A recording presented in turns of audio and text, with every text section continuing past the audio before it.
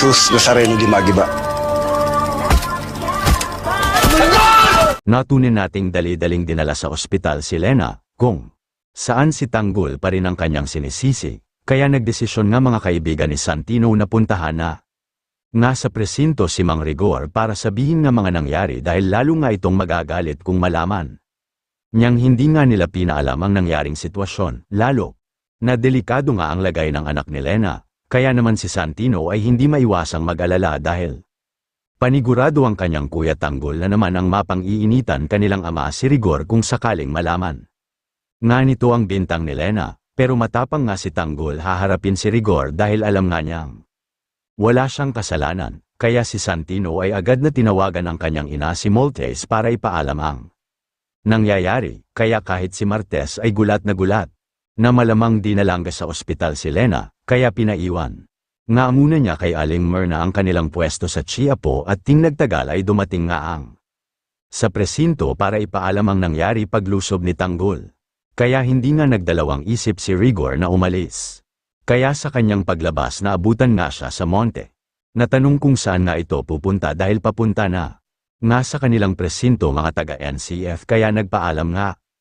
Si Rigor aalis dahil sa nangyaring emergency pero pinaalalang nga ni sa monte na siya ang inatasan ni Colonel Suarez na humarap mga taga-NCF kaya hindi no napagtalikod ito kanyang tungkulin pero wala ngang pakialam si Rigor kahit anong kaso pa ang isang palababan kanya, kaya pumunta nga sa opisina.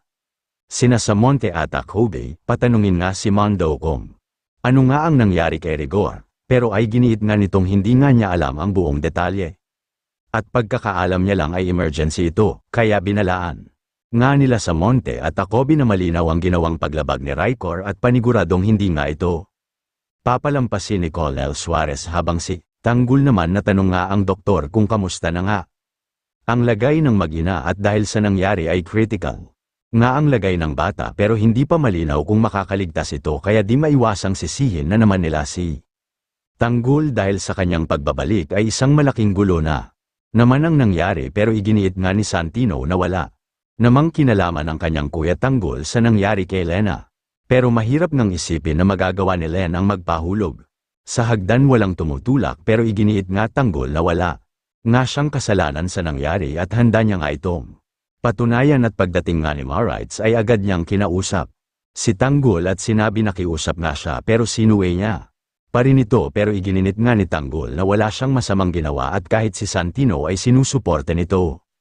Pero di maiwasang mangamba ni Marites malaman na laman nga ni Rigor mga nangyari kaya si Santino ay sinabihan ang kanyang kuya Tanggol na umalis bago pa dumating ang kanilang ama. Kaya si Marites ay kinaladkad nga palabas si Tanggol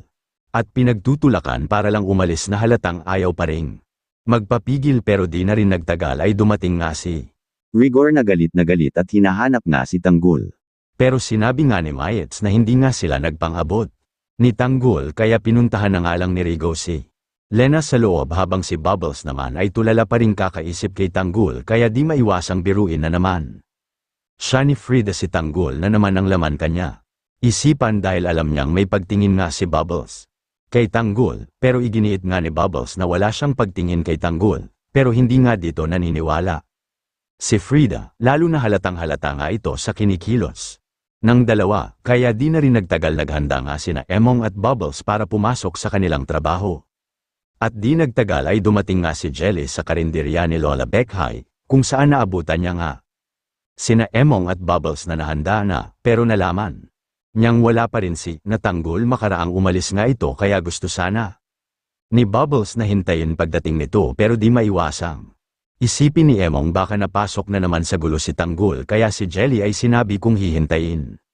nga nila si Tanggol ay baka maliit naman sila sa trabaho kaya si Lola Bekhay ay pinayuan na nga silang mauna at sasabihan niya nga lang si Tanggol pagdating nito kaya si Frida ay hindi maiwasang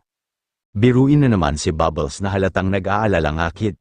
ang goal at kahit si Jelly napapansin ito pero nilinong ngang hindi siya nag-aalala bago tuluyang umalis.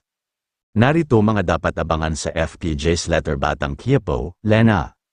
Nagsumbong kay Rigor, Martes na laman ginang sinaktan ni Lena. Si Tanggol, Bubbles, todo pagsuporta kay Tanggol. Natunghin natin sa abangan na kinamusta nga ni Rigol.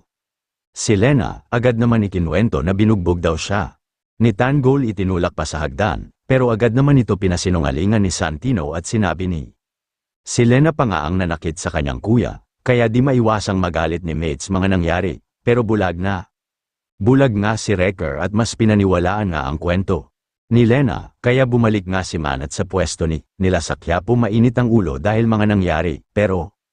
hindi maiwasang sisihin nila Mang Mars ang si Rigor dahil siya naman ang nagsimula ng problema habang si Tanggol naman nauna. Nangang pumasok sa bar at dito ay kumuha nga siya isang beer para mag-inom kaya si Bubbles ay agad nakinamusta ito kaya di maiwasang maglabas sama ng loob ni Tanggol dahil pakiramdam nga niya ay lahat kanyang ginagawa mali sa mata kanyang pamilya kaya si Bubbles ay pinaalala na nandito pa rin siya dahil nakikita nga niya ang mabuting kalooban ni Tanggol kaya nagpapasalamat din si Tanggol dahil hindi nga siya iniiwan ni Bubbles. Ikaw at sa tingin mo kakasuhan kaya ni Lena si Tanggol at ano ang gagawin ni Regal pag nalamang niyang siya ang kinasuhan dahil sa kanyang ginawa kaya comment down below na yan kaya abang na iba pang magaganap sa FPJ's Letter Batang Quiapo abangan ang susunod na episode. Maraming salamat po sa panunod. God bless all.